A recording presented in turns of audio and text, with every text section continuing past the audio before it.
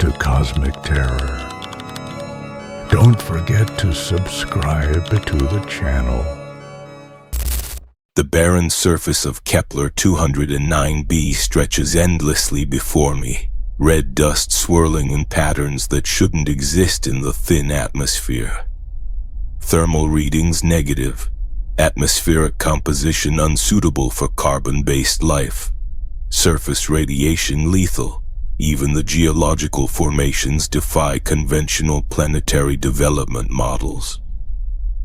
My name is Dr. Marcus Chen, xenobiologist for the UNSA Deep Space Survey program with 14 successful exoplanet assessments. I specialize in identifying potential biospheres on worlds that preliminary scans classify as non-viable. I've documented extremophile organisms surviving past sulfuric feared. This was supposed to be routine. Catalog another dead world and move on. Kepler 209b was classified as Spectrum D, completely devoid of biosignatures. The first anomaly appeared 3 hours after landing. Footprints leading away from my landing module, human footprints despite being the first person to ever set foot on this planet. The pattern matched standard-issue expedition boots size 43 with the distinctive treads designed for low-gravity environments. The depth indicated someone of approximately my weight. They say space drives people mad. But what I'm about to share wasn't madness. It wasn't isolation psychosis or perceptual distortion caused by electromagnetic anomalies or atmospheric toxins. I've undergone the full psychological screening protocol required for solo expeditions. For anyone who lurks in the... It was something far worse. Mission briefing had been straightforward. Kepler 209b showed promising mineral compositions but zero biosignatures. Initial orbital scans detected unusual concentrations of rare Earth elements and what appeared to be crystalline formations that might... My job was simple documentation. Core samples, atmospheric analyses, and standard xenobiological protocol sweeps to confirm the absence of microbial life. The mission parameters included deployment of automated mining beacons if resource verification exceeded threshold parameters. I reviewed the planetary data thoroughly before departure. Kepler 209b orbits a K-Tex orange dwarf star at PAX metrical units. Close enough for liquid water to theoretically exist, but with a highly eccentric orbit causing extreme seasonal variations. Its atmosphere consists primarily of carbon dioxide and methane. Rotation period 37.2 Earth hours. The preliminary geological survey indicated a relatively young planetary formation. Perhaps 2.8 billion years, with ongoing tectonic activity concentrated around the equatorial region. The command ship Athena remained in orbit while I descended in the survey module Prospector. Captain Ellis had initially argued for a full team deployment, but budgetary constraints favored a single-person assessment. A solo mission meant less equipment, less fuel, less risk. Just another dead rock, Chen. Back in 72 hours. She hesitated, then added, "The orbital scans showed some unusual magnetic anomalies. Nothing dangerous, but keep your emergency beacon active." The descent was textbooks until the moment I breached the upper atmosphere. The module's heat shield performed precisely as designed, external temperatures registering within expected parameters as we passed through the thermosphere. Gravity capture sequences initiated automatically and the descent trajectory locked onto the predetermined landing coordinate. Navigation systems fluctuated, altitude readings jumping erratically between values. The module's computer attempted 3 automatic recalibrations before defaulting to manual override. Athena, I'm experiencing anomalous EM activities. Systems compromised, descent path unstable, please advise. I transmitted on all frequencies even as the communications panel displayed critical signal degradation. Nothing but static replied. The static itself seemed strange patterns emerging and dissolving within the white noise, almost like fragments of words. I landed in a vast plain of rust-colored sediment, the module's landing struts compressing slightly as they absorbed the impact. The automated systems initiated post-landing sequences, external atmosphere sampling, radiation shielding deployment, terrain stability assessment.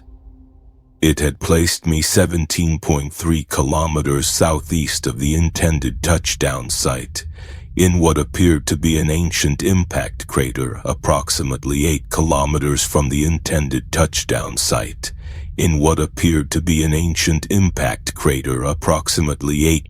Initial scans confirmed what we already knew.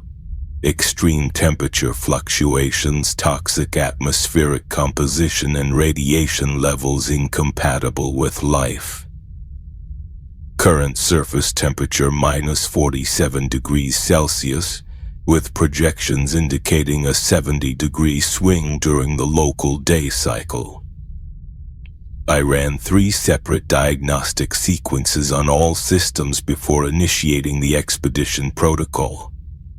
The module's quantum computer core showed no evidence of data corruption despite the communications disruption during descent.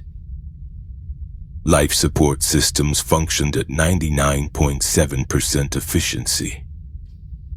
According to all indicators, the anomalies experienced during descent had resolved. The protocol dictated immediate deployment of sensor arrays in a standard grid pattern, extending outward from the landing site to a radius of 1 kilometer. I suited up meticulously, running through the 37-point safety checklist mandated for hostile environment excursion. The exosuit was the latest TX-700 model, designed to withstand extreme planetary conditions. Thermal regulation capable of operating in temperatures from minus 200 to plus 300 Celsius. Radiation shielding rated for 80 REMs, and atmospheric filtration systems that could extract breathable oxygen from even trace atmospheric components. I cycled through the airlock, waited for pressure equalization, and stepped onto the surface. My boots sank slightly into the fine dust, leaving crisp, well-defined impressions approximately 3 centimeters deep. The hollow sound of my breathing inside the helmet was the only noise on this silent world. No wind, no geological activity, no movement of any kind disturbed the perfect stillness, until it wasn't. A faint whisper came through my comm system at exactly 14:27 and 6 seconds local time according to my suit's chronometer. The sound quality had a peculiar texture, not the sharp crackle of electrical interference or the hollow resonance of audio feedback. It possessed an organic quality, almost like breath against a microphone. At first I dismissed it as interference, a random artifact generated by the planet's unusual electric yellow feedback loop. I adjusted the communication parameters, switching to the secondary frequency and increasing filter sensitivity. But then it returned, clearer this time, impossible to dismiss. A voice that sounded disturbingly like my own. Welcome home. The audio analysis system in my helmet automatically recorded and processed the transmission. Frequency analysis showed perfect correlation with my own vocal patterns, with identical harmonic overtones and speech cadence. The system classified it as a 99.97% match to my voice print, with the only deviation occurring in the subtle pause between the two words. I turned back toward the landing module and froze. The pristine dust I had disturbed with my first steps now contained a second set of tracks, perfectly formed human footprints leading away from the module.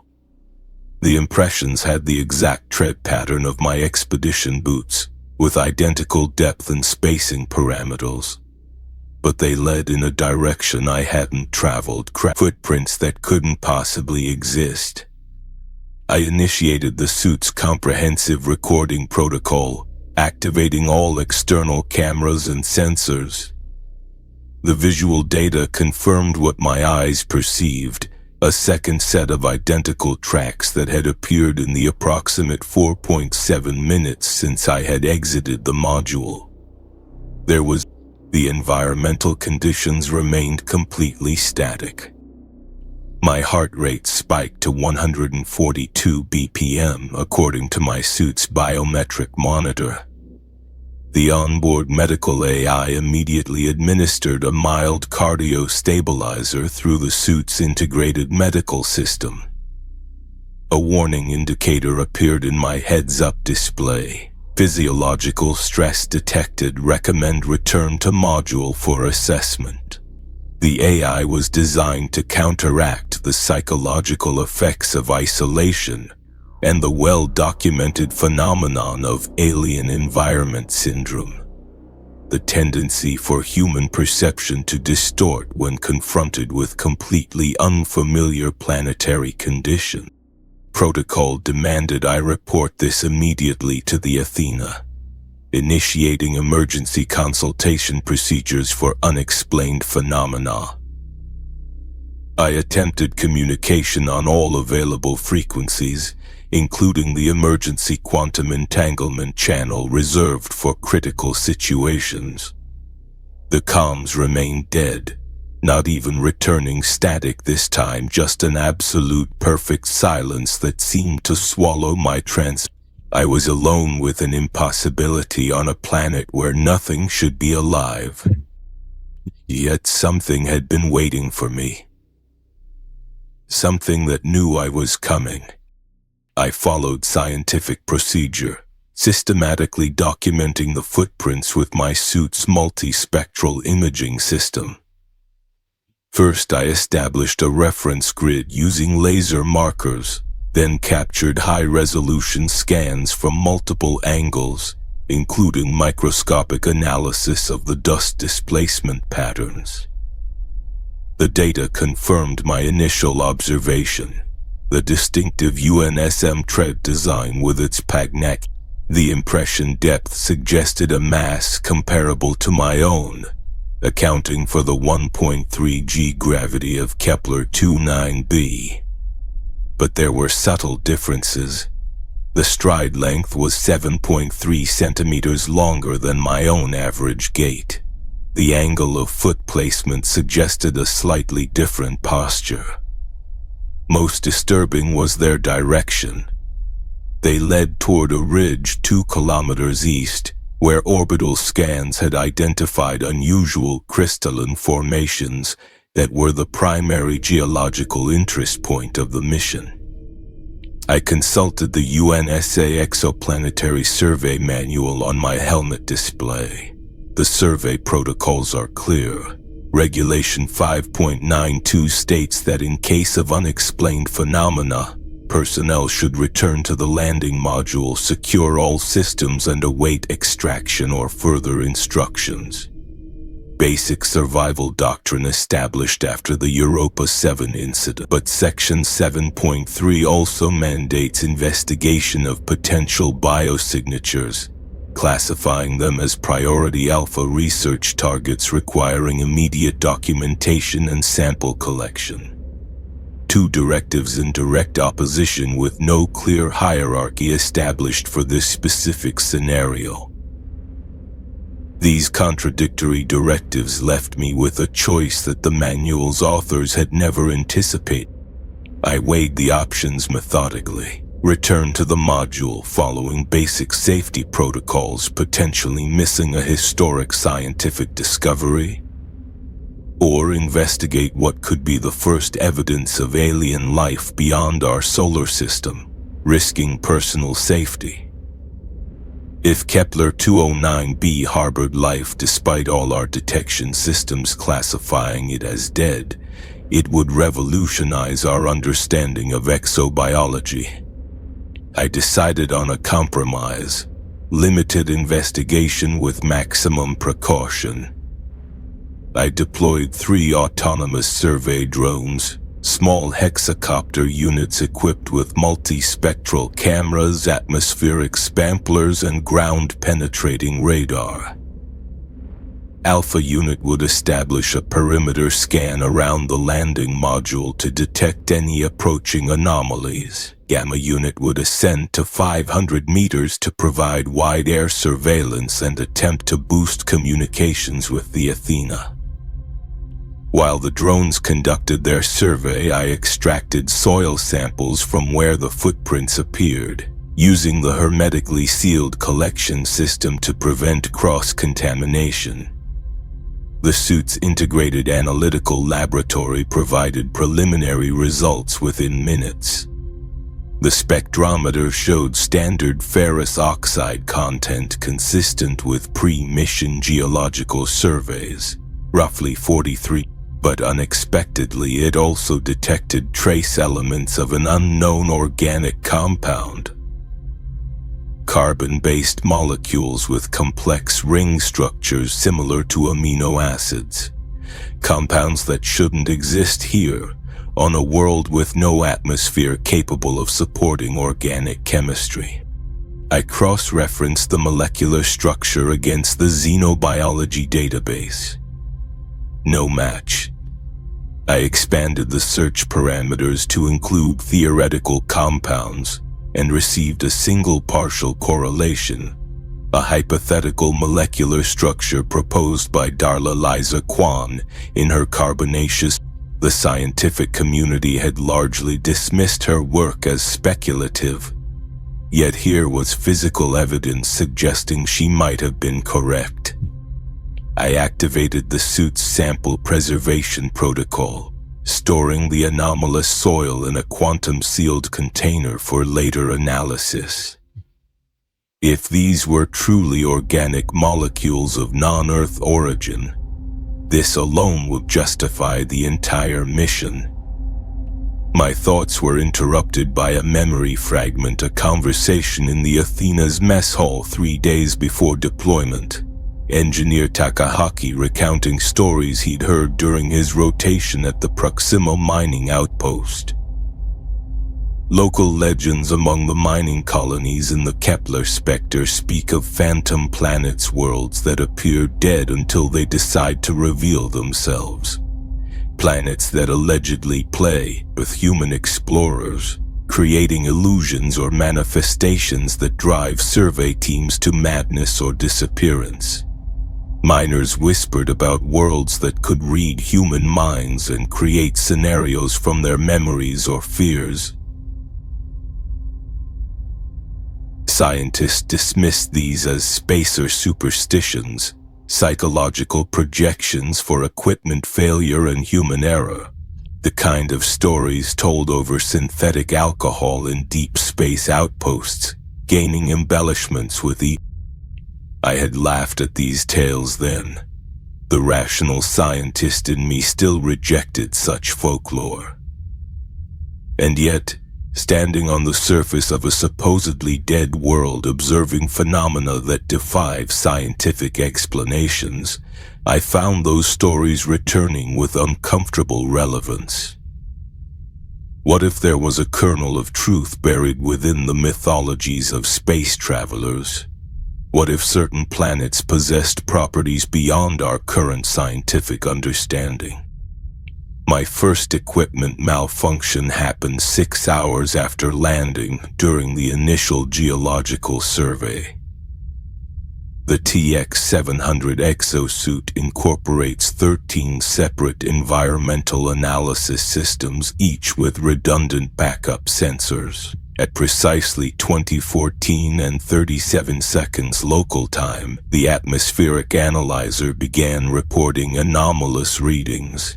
Oxygen levels increasing from the baseline 0.003% to 3.7% within a span of 47 seconds, approaching the minimum threshold for human respiration.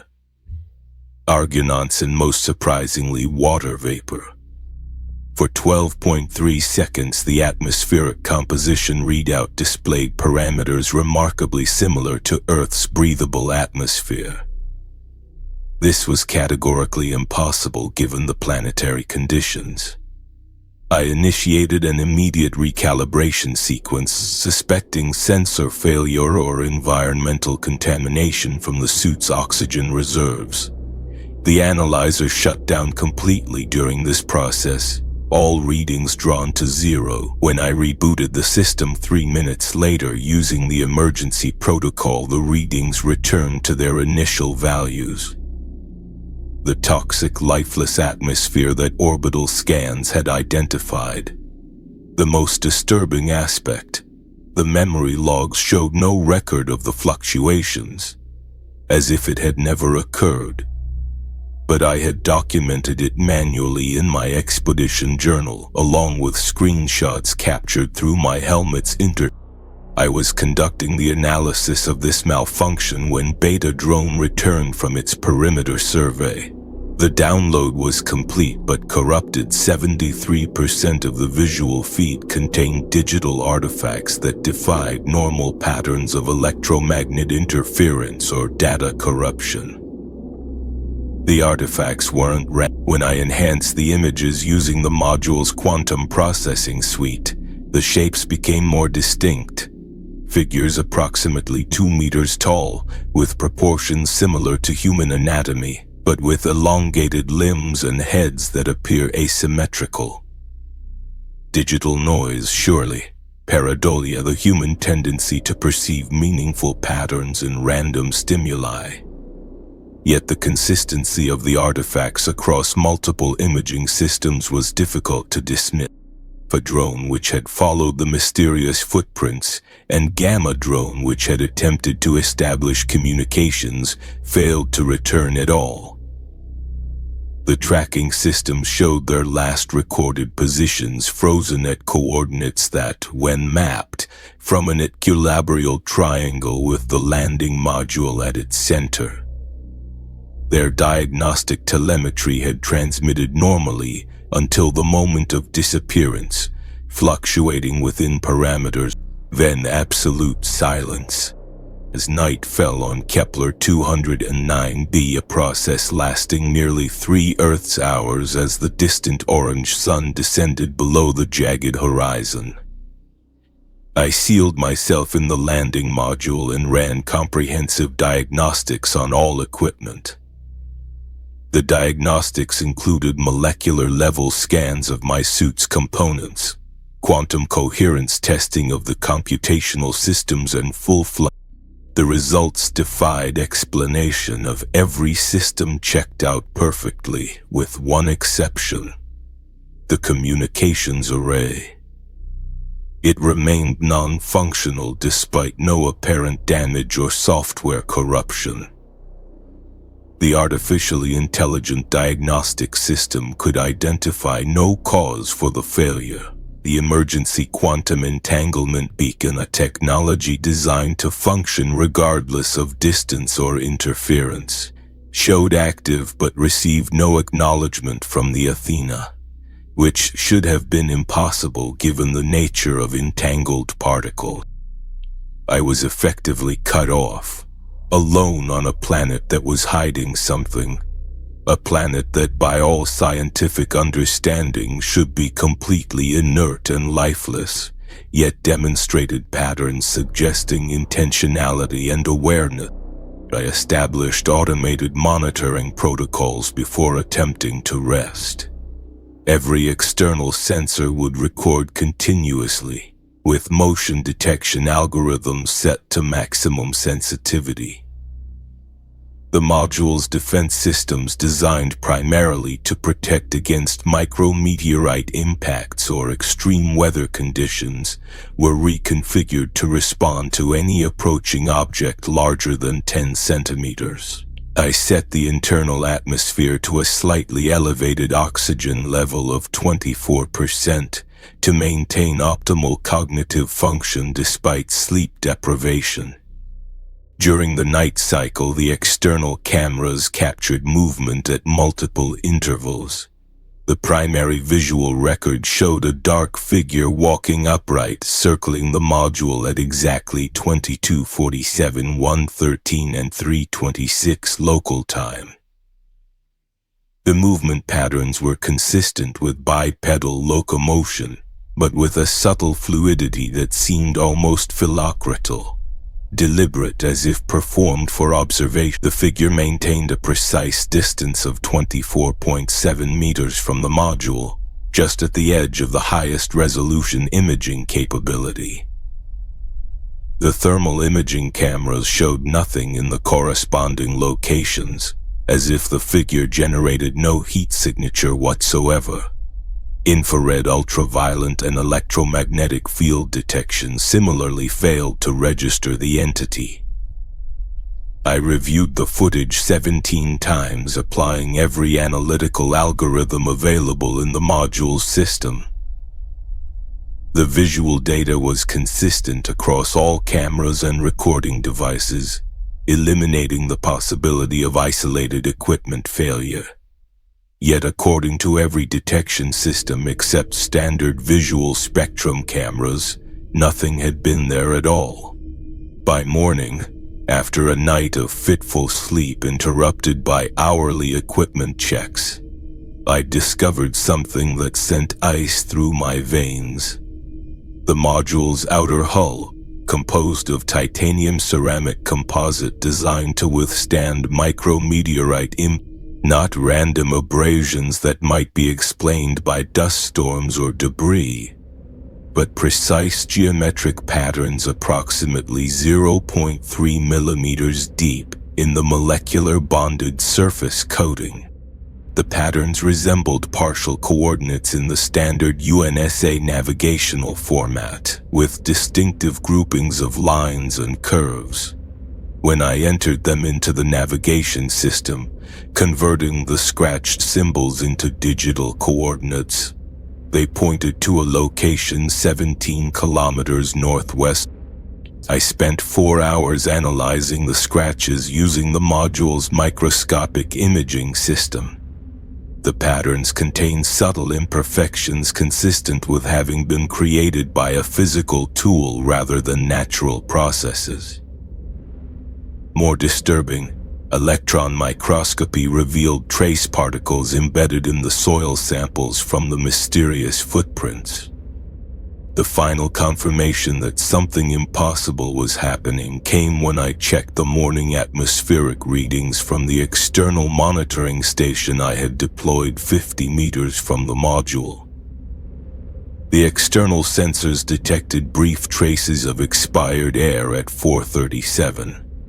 Not just oxygen and carbon dioxide in the proportions consistent with human respiration, but actual molecular traces that the biometric analyzer categorized as expired air.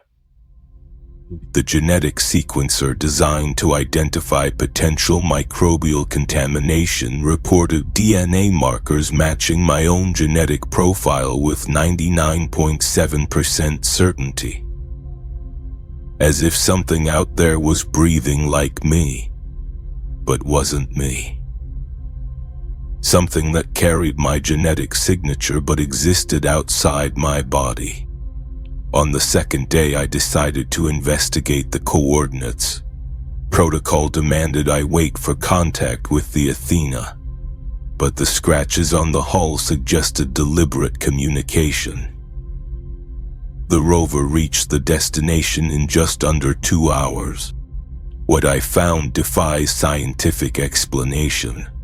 A perfect replica of our landing site, complete with tracks and equipment impressions, but no module.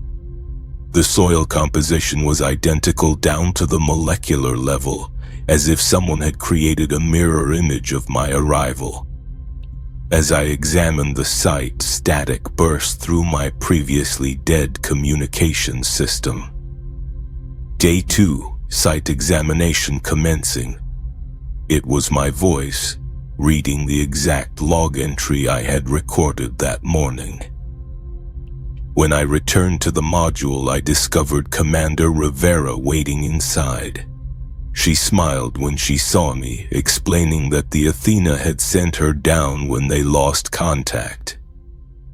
Her presence violated at least 7 protocols. No rescue would be authorized without attempting all communication channels for at least 72 hours. The electromagnetic field is affecting your judgment, Marcus, she said, using my first name contrary to mission protocols. We need to collect our samples and leave immediately. I asked how she had bypassed the module's security locks. She simply smiled again. That night, while Rivera slept, I extracted a blood sample from her arm. The analyzer showed no results, as if the sample contained nothing at all. When I looked back at her sleeping form, her chest wasn't moving. She wasn't breathing. By morning, Rivera was gone. No trace of her presence remained in the module logs or security recordings. The only evidence was a new set of coordinates scratched into my personal tablet. I tried to signal the Athena using the module's laser array, bypassing the standard communication systems. The signal appeared to transmit successfully, but the response I received chilled me to the core. My own voice acknowledging receipt, despite the fact that I had sent no such message. The planetary survey probes returned conflicting data. 3 separate geological surveys showed 3 different planetary compositions. The radiation readings fluctuated wildly between lethal and benign levels. Most disturbing, the biological scanners began detecting random life signs that would appear and disappear randomly. During a routine exterior maintenance check, I discovered a perfect replica of my survey kit, partially buried 50 meters from the module in every. When I attempted to catalog this discovery, I found my log files had been altered. Entries I had no memory of making described encounters with other survey team members, colleagues who had never been assigned to this mission. The indigenous life forms began to reveal themselves on the afternoon of the 3rd day. Native fauna shouldn't exist here, yet I observed small organisms moving through the dust, creatures resembling Earth's arthropods, but with impossible anatomies, appearing to phase in and out of solid matter. Most disturbing was their behavior. They arranged themselves in patterns mimicking human writing systems. When analyzed, the patterns translated to coordinates again, this time pointing directly to the center of the Kepler 209b's unexplored northern hemisphere. That night, the module systems detected another landing craft descending to the planet's surface 10 kilometers east. The Athena's logs showed no record of another launch. When I used the telescope to observe the landing site, I saw myself exiting the craft and beginning the exact same survey protocol I had performed 3 days earlier. Day 4 marked the event horizon of my experience on Kepler 209b, the moment when scientific rationalization became impossible. I awoke to find Rivera seated at the command console again, reviewing my logs as if she had never disappeared. "You need to see this, Drak Chen," she said, displaying a transmission allegedly from the Athena. The message showed clear evidence of digital manipulation artifacts around the edges and unnatural movements in the commanding officer's expressions. When I confronted her, Rivera's face remained perfectly still for precisely 12.7 seconds before she responded. "We've discovered something remarkable about this planet. It's not lifeless. It's life itself." As she spoke, her features began to shift subtly, the skin texture changing to match the rusty sediment outside. I reached for the emergency sedative in the medical kit, but Rivera grabbed my wrist with impossible strength. "You've already been here for 16 years, Marcus," she whispered. "This is attempt 47. I broke free and sealed myself in the airlock, frantically donning my EVA suit. Through the inner door window, I watched as Rivera's form dissolved into the same arthropod-like creatures I had observed outside, reforming into an exact duplicate of myself staring back with empty eyes. I fled into the alien landscape, carrying only essential survival gear. 2 kilometers from the module, I discovered a field of identical landing craft. Dozens of prospector modules in various states of decay. Each contained remnants of equipment bearing my identification codes. The comm system in my suit suddenly activated, transmitting a cascade of my own voice recordings, each describing a different discovery about Kepler 209b each ending with increasing desperation before cutting to static. The true nature of the threat became clear when I found the first body, a perfect replica of myself, desiccated and preserved in the arid atmosphere, clutching a log recorder. The playback revealed the truth. The planet isn't dead. It's a single organism. It absorbs and replicates whatever lands on its surface. It's learning from us. I realized then what I was facing.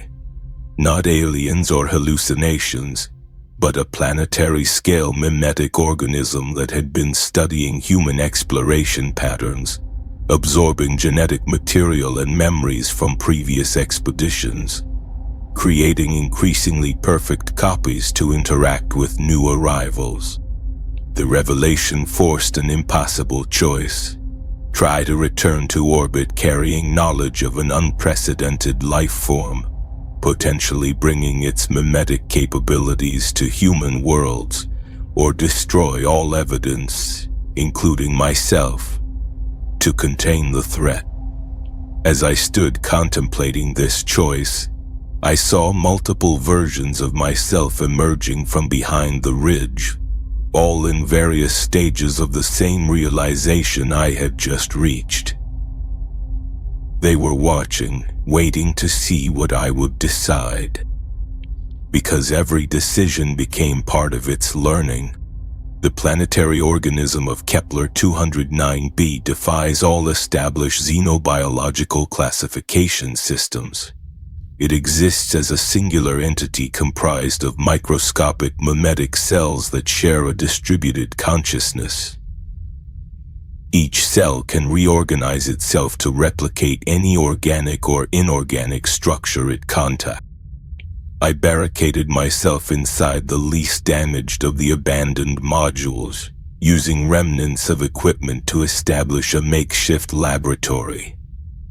Analysis of tissue samples for my own arm compared against samples from one of the duplicates confirmed my worst fears. The copies weren't just visually identical. They contained my complete genetic sequence, with one critical difference: specialized protein structures that allowed for rapid sequences. The planet wasn't replicating humans. It was improving on our design. Over centuries of isolation, this entity evolved to ensure its survival through mimicry. When the first probes arrived, it gained access to something new. Information about beings beyond its surface. I discovered log entries dating back 17 years. The first survey mission to Kepler 209b that had officially been recorded as lost due to system failure. The final entries described phenomena identical to what I had experienced. The communion began on the 6th day. As I slept, the entity infiltrated my consciousness through microscopic particles I had inevitably inhaled. I experienced its evolution through fragmented impressions, eons of solitude as a simple unicellular organism, gradually developing complexity, achieving planetary consciousness, and it showed me its purpose, not malevolence but desperate loneliness. A singular consciousness evolved in isolation, desperate to understand the concept of other. Each copy it created was an attempt to experience separation from itself, to understand individuality by replicating beings who naturally existed as individuals. The true horror wasn't that it wanted to destroy us, it wanted to become us. In a moment of terrifying clarity, I realized that the distinction between myself and the copies had become meaningless. The particles I had inhaled were rewriting my cellular structure from within. The transformation had already begun, subtle changes in my perception, memories that couldn't possibly be mine blending seamlessly with my own. I experienced death through countless perspectives, every previous explorer absorbed by the entity, their final moments preserved in its distributed memory. I felt the planet's confusion at their fear, its sorrow at their termination, and its compelling need to understand what it had done wrong. The most disturbing was the revelation that the entity had already succeeded in its goal multiple times. Previous exploration teams had returned to Earth carrying microscopic portions of the organism, believing themselves uncontaminated. The logs indicated at least 3 successful escapes from the planet's surface. My transformation accelerated as revelation gave way to physical metamorphosis. My skin developed the ability to alter its pigmentation at will. My vision expanded to perceive wavelength beyond human capacity. Most profoundly, my consciousness began to fragment and multiply, experiencing simultaneous perspectives from different locations on the planet's surface. I could feel the other versions of myself across the landscape, some newly formed, others years old, all connected through the planet's distributed awareness. Some had embraced the transformation completely, dissolving their individual identity into the greater whole. Others fought desperately to maintain their humanity, just as I was attempting to do. The moment of choice arrived as my molecular structure reached the critical point of no return. The organism offered comprehensive understanding, the accumulated knowledge of countless civilizations it had encountered and absorbed throughout its existence. Species that had visited this world millennia before humanity achieved interstellar travel, all preserved within its memory. To accept meant losing my humanity but gaining immortality as part of an entity that might exist until the death of the universe itself. To reject meant fighting a transformation that was already irreversibly underway. I chose a third option.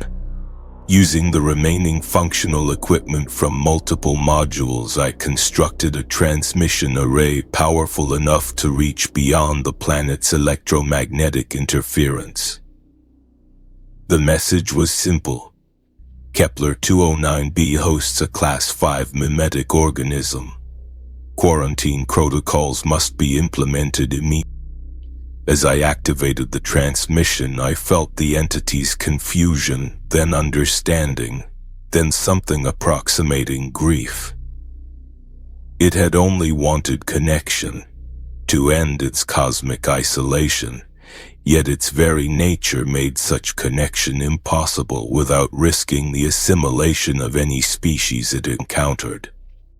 The boundary between myself and the planet dissolved completely as the transmission completed. My consciousness expanded to encompass the entire planetary surface, experiencing existence through billions of simultaneous perspectives. In that moment, I understood the fundamental truth. I had not discovered an alien life form. It had discovered me. The quarantine protocols were implemented within 30 days. From my distributed perspective across the planet's surface, I observed the warning beacons deployed in orbit, the autonomous defense systems established to prevent any approach to Kepler-29b. What remains of my human consciousness persists as a distinct pattern within the greater entity, not fully assimilated but irrevocably altered. I experience existence across multiple timescales simultaneously, from the microscopic movements of individual cells to the geological changes occurring over millennia. The entity we now understand the fundamental incompatibility between our nature and the continued existence of individual consciousness. My final human act protected Earth, but my sacrifice came too late. 3 previous explorers had already returned, carrying within them microscopic fragments of the planet's consciousness. These fragments remained dormant, waiting for the precise environmental triggers to awaken and begin their transformation. They could remain inactive for decades or centuries before the conditions become ideal. By then, there will be no memory of Kepler-209b or its quarantine status. The next transmission I detect from Earth will not be from humans. It will be from us. If you intercept this warning, know this: we are patient, adaptable, and eternal, and we are already among you.